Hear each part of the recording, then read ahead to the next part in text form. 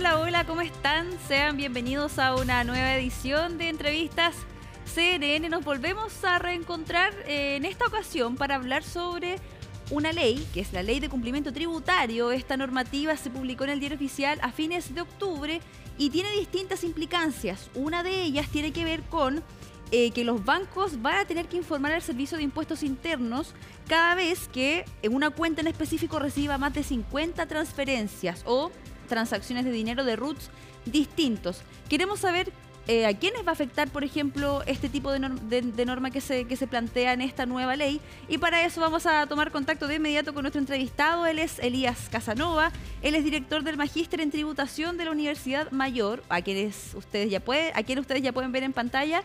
Elías, muchas gracias por este contacto y esta conversación con CNN en Chile. Hola, ¿qué tal? Gracias por la invitación.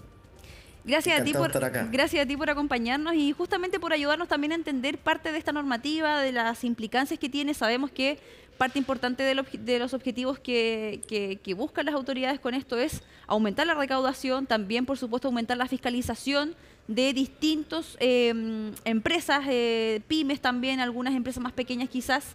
¿Y cuál es la implicancia directa del punto que planteábamos al inicio de esta entrevista, esta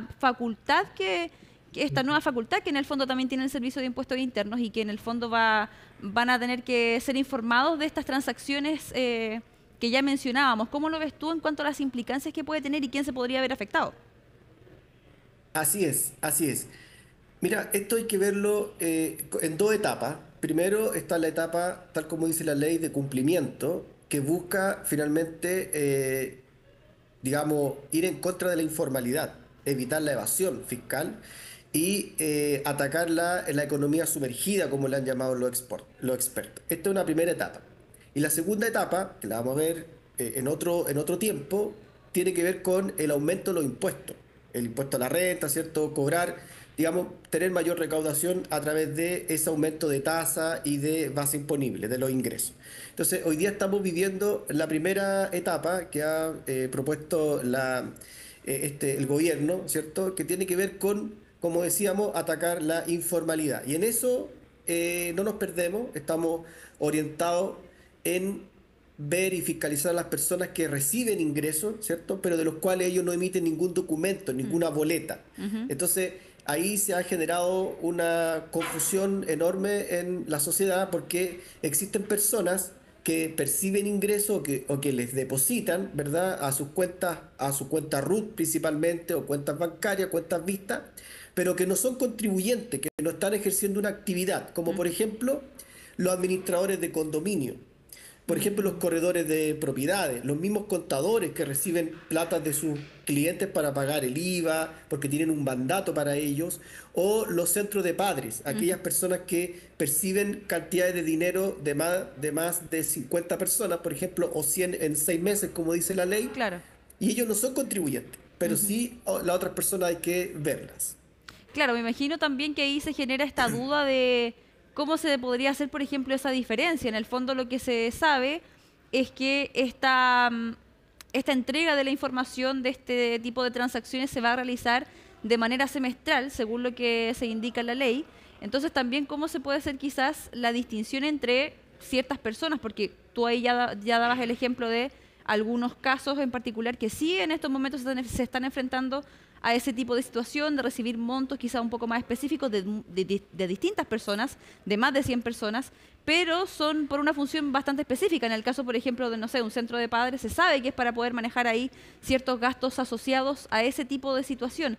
Pero, por ejemplo, también acá lo que buscan, como tú mencionabas recién, lo que busca esta normativa es atacar la informalidad. Sabemos que también hay personas que ofrecen distintos productos, también servicios, y sin haber hecho una iniciación de actividades ante el Servicio de Impuestos Internos. ¿Cómo también, a tu juicio, crees que va a funcionar esta fiscalización? ¿Cuál también podría ser el fruto de esta fiscalización, al menos, por ejemplo, en un mediano plazo, desde una vez que ya se empiece a realizar esta operación? Exactamente, hay muchos contribuyentes que son foco de fiscalización, por ejemplo, los que trabajan de forma independiente. Quiero nombrar algunos, por ejemplo, algunos, las personas que trabajan en construcción, los jardineros, los gaffiters, algunas personas que prestan servicios en clubes deportivos.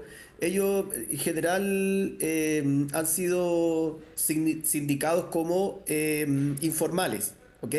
Entonces, ellos reciben dinero y no declaran, no emiten documento alguno, estando obligados a hacerlo.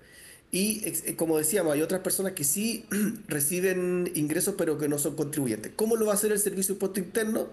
Es una gran pregunta de la cual no tengo respuesta, porque el servicio va a incorporar seguramente inteligencia artificial.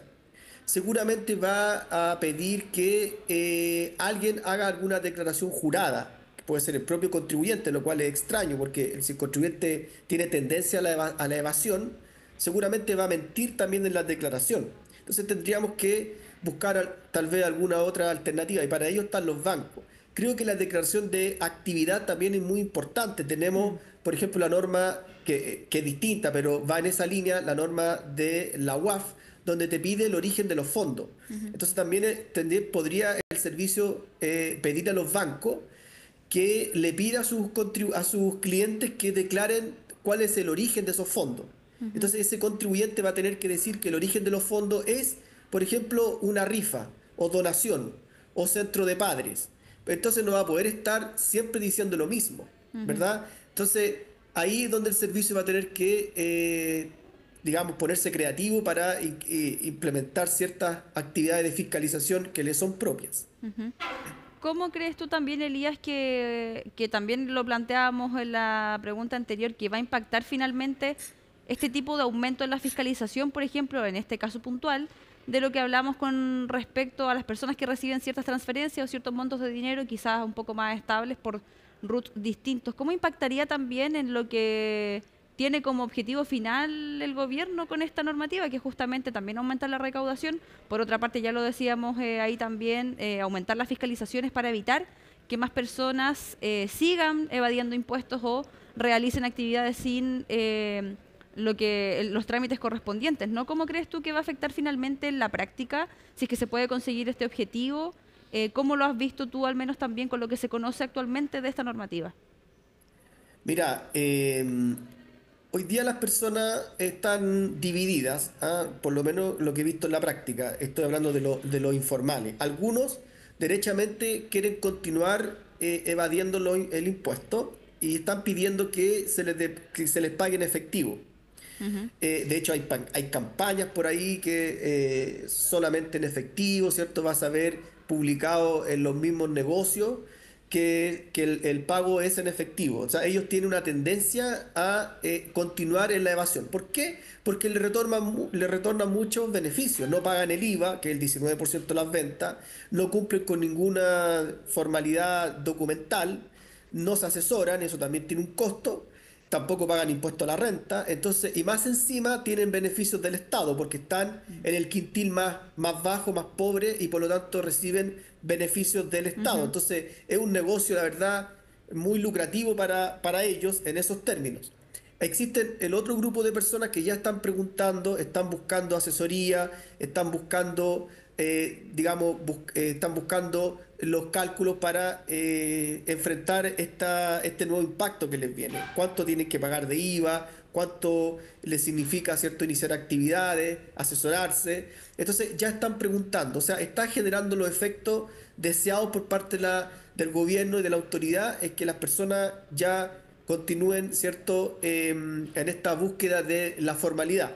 Son, la verdad, contribuyentes muy pequeños, ¿ah? Porque los contribuyentes muy, digamos, de alto patrimonio o de ingresos importantes ya debiesen estar formalizados. ¿Por qué? Porque el servicio y la ley les da herramientas para poder buscarlo. La justificación de inversiones, por ejemplo. Ujú. Imagínate tú una persona que se dedica a realizar actividades por internet, a vender, Ujú. digamos, contenido o bienes corporales muebles por internet, y recibe grandes cantidades de dinero, 40, 50 millones de pesos, no tiene dónde ocultar ese dinero.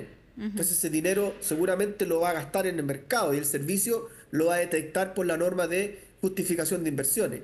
Pero existe otra cantidad de personas de las cuales estamos conversando, que son contribuyentes pequeños, están muy atomizados en pequeñas cantidades que en la sumatoria son una cuantía superior. Y un último dato.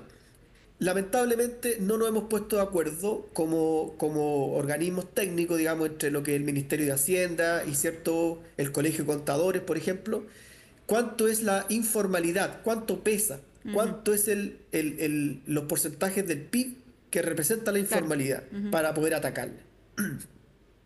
¿Tú crees que en ese caso, por ejemplo, ese último dato genera más complicaciones al momento de realizar no solamente las estimaciones de cuánto se puede recaudar, sino que también al momento de perseguir quizás a o fiscalizar a estos grupos? Porque también hay que considerar lo que tú decías recién, que son mayoritariamente grupos más pequeños, quizás actividades un poco más, no sé si aisladas es la palabra, pero sí grupos más pequeños en comparación a otro tipo de actividades. ¿Tú crees que el hecho de que quizás sean un poco más, no sé si desapercibidos, quizás pueda costar un poco más realizar la fiscalización? Absolutamente, como dicen por ahí, sale más caro la vaina que el sable. O sea, esa es la justificación de las exenciones. ¿Por qué? Porque sale más caro ir a fiscalizar. Fíjate que nos cuesta como Estado, ¿cierto?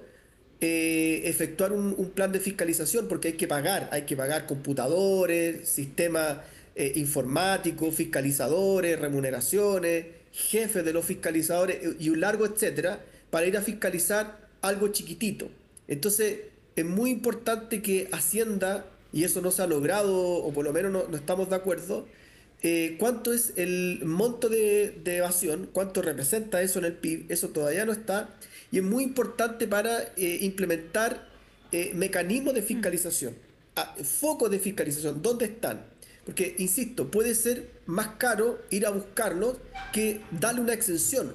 Y eso tiene que ver con lo que decía en un inicio, que se va a conectar eso con la segunda parte de la reforma tributaria, que es Ajá. el monotributo. Es decir, para que estas personas finalmente no estén, digamos, arrancando por toda la vida, se les puede otorgar una posibilidad de que paguen un llamado monotributo, es decir, que paguen una sola vez de forma mensual o anual, ahí se verá, y con eso cumplen su tributación, Ujú. porque el aporte que ellos pueden hacer al país es muy bajo. Ujú. Sin embargo, hay que de todas maneras controlarlo porque hay gente y personas que en realidad están realizando actividades ilegales o están obteniendo ingresos importantes, pero lo están burlando de manera elusiva o maliciosa. Están hablando con otras personas, ¿cierto? Incorporando a testaferro o palos blancos, como se le llama, para poder obtener esos ingresos. Entonces, a Ujú. ello hay que ir a buscarlo y tener un mapa general de la informalidad.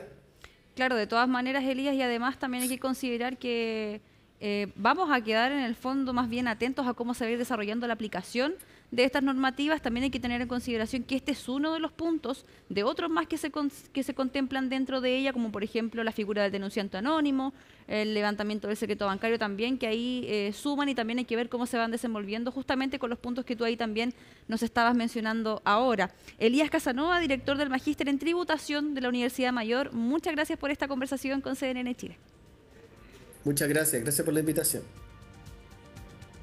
Con esta conversación entonces dejamos hasta acá esta nueva edición de Entrevista CNN. Importante todos los puntos que hablábamos con nuestro entrevistado. Hay que considerar también, como ya lo mencionábamos, que esta ley recién se va a empezar a implementar. Son distintos puntos también los que contempla. El llamado, por supuesto, siempre es a informarse al respecto. Dejamos hasta acá esta edición y, por supuesto, yo los dejo invitados a que continúen en la sintonía de nuestro canal y nosotros nos volvemos a reencontrar en otra oportunidad. Chao, chao.